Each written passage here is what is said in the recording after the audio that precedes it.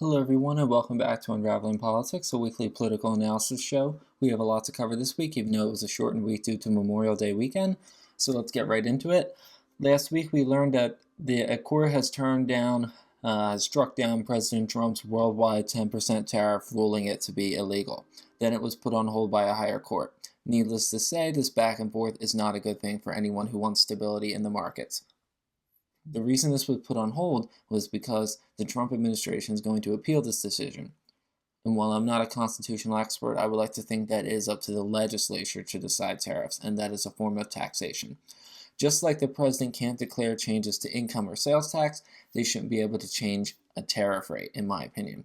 According to CBS, tariffs on Canada and Mexico would have been blocked as well. The whole reason the president used tariffs for months and months was because he cited and the Internal Emergency and Economic Powers Act, I think I said that right, of 1977, which at this point probably should be repealed. This is supposed to be used in emergency situations, and I would argue we are not in an emergency situation. Yes, fentanyl is a problem, but these tariffs have created several emergency situations of their own in our global supply chains. The Trump administration, of course, is saying that judges are unelected, and before you say this is an attack on democracy, President Biden sought to undermine the courts every step of the way during his administration, but that's a story for another time. And usually attacking judges, that is kind of a common thing. It seemed to have gotten worse and worse over the years, but that seems to be something that is a common in our political climate. Not saying that's a good thing, but I'm just noting that it's there. There's something that I think a lot of people don't understand, and this is where you really need a political scientist like myself. So populists, like Donald Trump, very often have a very majoritarian view of democracy. So you might wonder, what does that mean? Well, they have the attitude that what they say, that their mandate comes from the majority, and so what the majority says is what should go. And normally you would agree with this, except populists have used their electoral mandate that they claim to have, and they do one of two things. And as we saw with the Trump administration, it tends to undermine constitutional provisions. They point to their mandate and say that is what they were elected to do. And sure, that may be true, but constitutional laws, the Constitution and the laws passed by Congress have their own mandate. They have staying power, and in the case of the Constitution, it's the bedrock of our democracy. The other thing populists tend to do, and by the way, these are not just American things. You see this in Europe and in Latin America, especially places like Hungary, that's in Europe, or Venezuela, as I'll kind of get into in a little bit. They also undermine minority rights. Minority rights doesn't necessarily mean like non-white people. It certainly could, but minority rights is basically any group that is not the majority. So in this instance, that would be Democrats. They are the minority party in Congress. Their party has rights just like Republicans did when Democrats were in full control of the government. So, for example, Hugo Chavez in Venezuela, he's a great example of undermining democracy. If you're interested in the fall of democracy, I highly recommend you look into Venezuela. That is a case of where he shut down independent media. He wouldn't just come out and declare, like probably that Vladimir Putin would do, and just say that you're shut down. But one famous example was his opposition to Radio Caracas television. Instead of just declaring them to be shut down, he just announced that their license was revoked and would not be renewed, effectively forcing them to be closed. Sound familiar with NPR and PBS? I mean, I personally support cutting off NPR and PBS, but not without congressional approval. Another example, although not happening in America, would be mass closing of religious institutions. That is another minority right violation. You kind of see that in China, where religious minorities, like Christians, have been driven underground. So in case you are lost, there are two things that populists do. They undermine democratic institutions, and they undermine minority rights. There are many, many cases that I have provided with Chavez only because he's like the poster child for this. Think of it this way. President Biden ran on forgiving student debt. He tried to do it via executive order. And under the circumstances, judges would be undermining Biden's mandate, according to some people's logic. But no, they were not. They were defending the rule of law. And that, I believe, is the same here.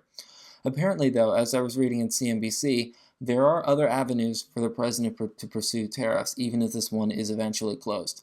In U.S. trade law, and I'm not going to get into it because I don't care, and I don't think you do either, they cited Section 122 of U.S. trade law, Section 301, and Section 338 of the Trade Act of 1930.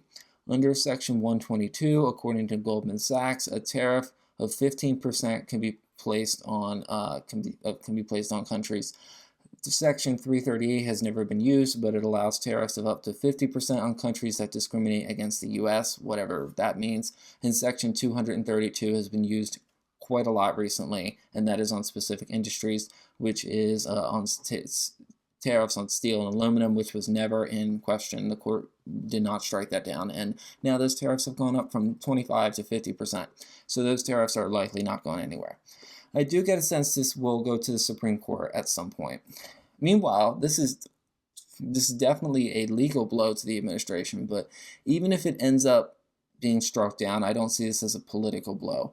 Trump is pretty resilient after 9 years in politics, and I don't see this changing much.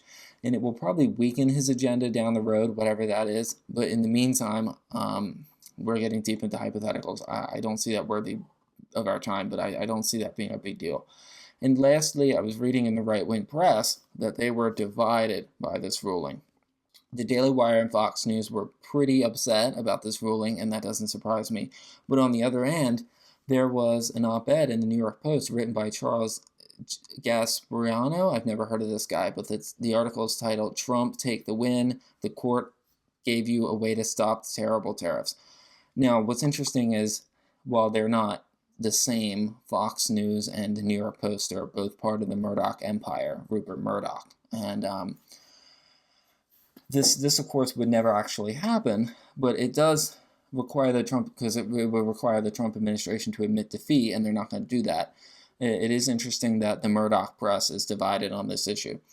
The Wall Street Journal, which is not exactly a right-wing outlet, but they're definitely not liberal either, didn't seem to have any articles or op-eds at the time of recording against this policy, and Newsmax as well. I didn't see anything about that. I would have expected that they would be the most outraged, and they really weren't. Moving on, we have more tariff and tax cutting announcements. Let's start with the tax cuts. Interestingly enough, I missed this last update. There is no provision to exclude taxes on Social Security in the Big Beautiful Bill, which is what it's being referred to as. There is another provision in there that allows the deduction of an additional $4,000 if seniors $4,000 if seniors if a senior makes less than $75,000, which I imagine nearly all seniors do. This deduction runs out in the year 2028.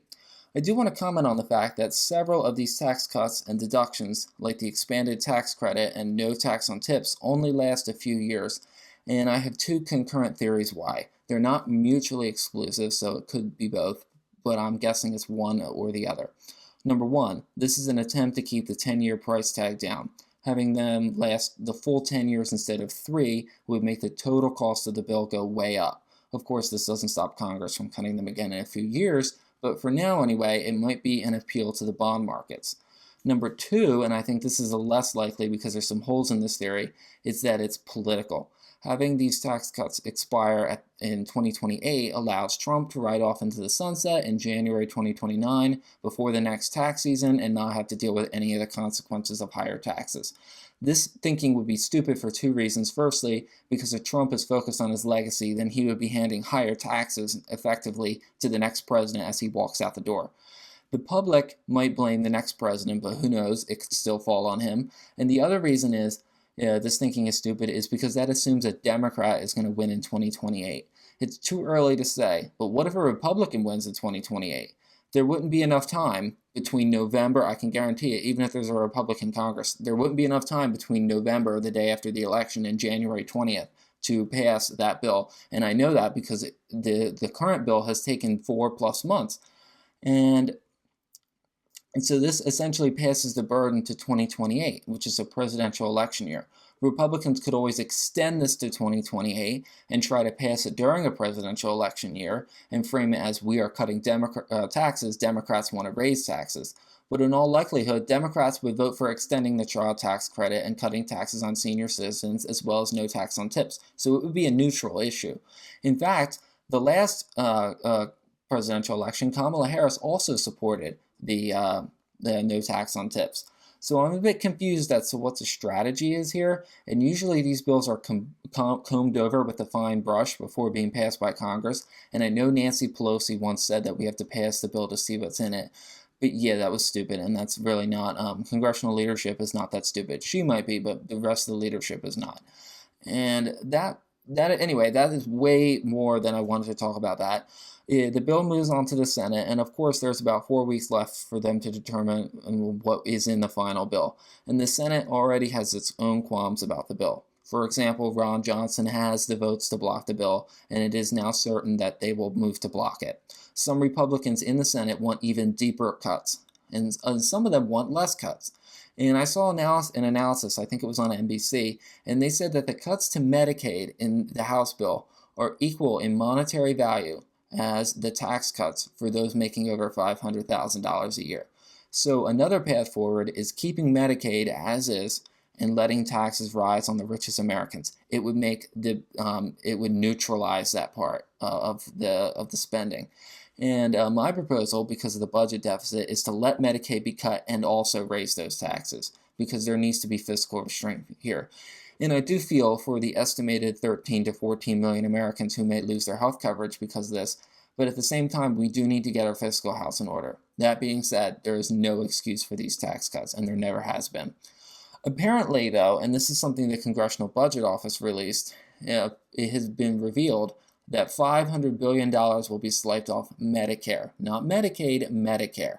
Yes, Medicaid will have its own cuts, but Medicare is going to get $500 billion in cuts.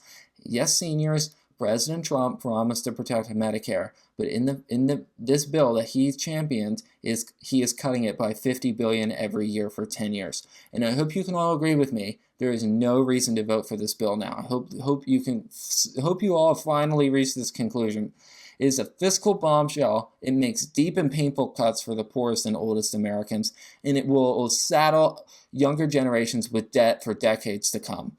Their demands are deeper and deeper cuts to address the national deficit, and my response to it and has always been, then why are you also cutting taxes?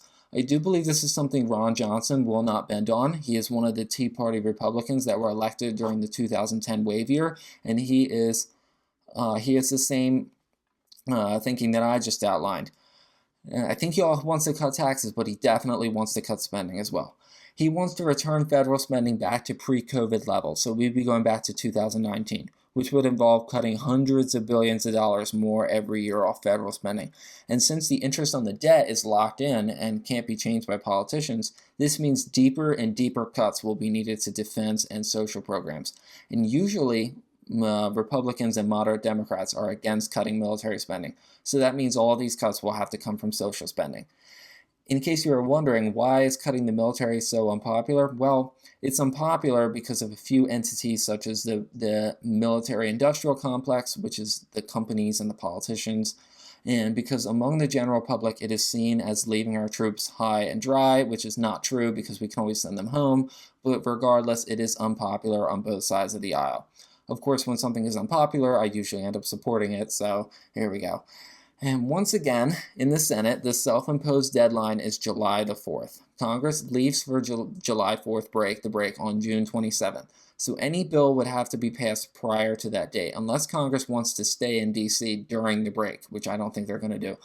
And they probably want to spend that time in their districts, 4th of July parades, meeting constituents, all that stuff, especially the Republicans. So the race is now on. Once again, the Senate can agree on changes, pass the bill, and get the House to agree on it. And then President Trump, in the next month, will they be able to get all that done? Will they be able to pass the bill, get the House to agree to it, and then get it to President Trump's desk in 4 weeks?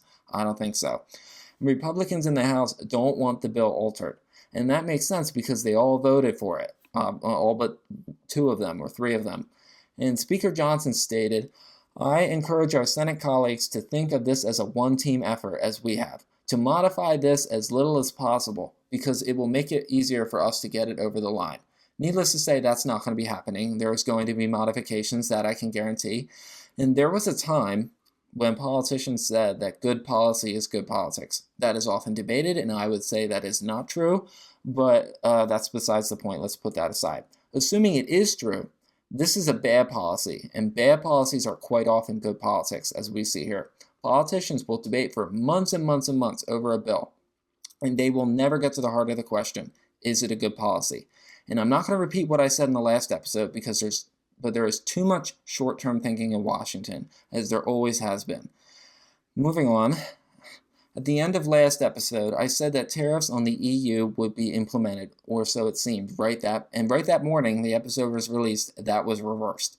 So right as I post an episode, something is reversed, and this has happened a couple of times. And having our schedule on a Monday morning definitely doesn't help. It might be time to reconsider changing the schedule, but that's a story for another day. Speaking of tariffs, they've been raised on steel, as I mentioned at the beginning, from 25 to 50%. I did see an analysis that higher prices might actually cost jobs, not save them. Sure, the steel industry might get more jobs, but overall it will probably not. We will probably lose jobs because consumer demand is going to dry up from higher prices. That will lead to fewer items being sold, less revenue for businesses, and therefore layoffs. Needless to say, another reason these tariffs need to be strongly considered as not a good idea. So, what happened and what do I think will happen next? Well, the president of the European Commission, Ursula von der Leyen, asked time to negotiate a trade deal. Now, if you've been paying attention, your alarm bells should already be going off. Trump stated he didn't want a trade deal. So normally, you would think that Trump would say to her, no thank you, we don't want a deal, because that's what he told everybody.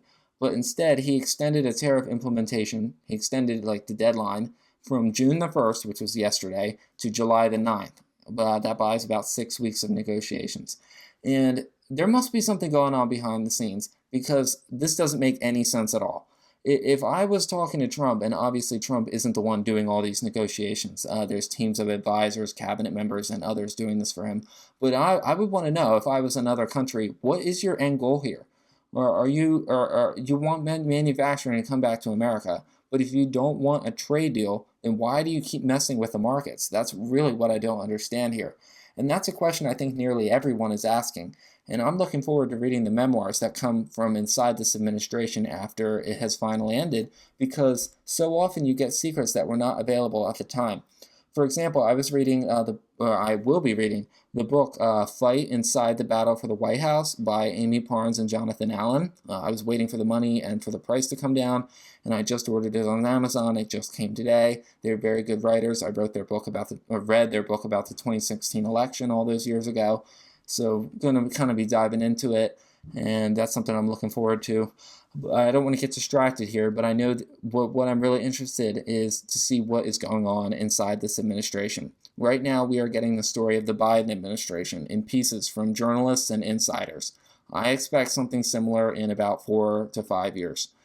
However, I don't think with the Biden administration we will ever get the true story of what happened there. We will never know what happened with this cancer diagnosis, I don't think. Maybe in 50 years when somebody's about to die. But I don't think we will ever know if it was covered up, which I believe it was. And I doubt we will ever know who was really making the day-to-day decisions. His cabinet and advisors say that Biden was as sharp as a tack. And I remember Joe Scarborough said that this version of Biden is the best Biden ever. But we all know that wasn't true. He was pooped by late afternoon. We're talking 3 or 4 o'clock. He was out. He was not up at 3 a.m. working on policy. That I can guarantee you. And I think the question many people have here is, does this administration have a plan? If so, how does it come about, and who were the dissenters? Hopefully we will know in a few years. For now, we'll just have to wait and see what comes out publicly, and maybe what leaks out. Anyway, that is all I have for this episode and this week. Welcome to the month of June. Can't believe we're already here. And once this month is over, 2025 will be halfway over. Isn't that nuts? That's where we're at. Anyway, thank you for listening, and I will talk to you next week. Bye-bye.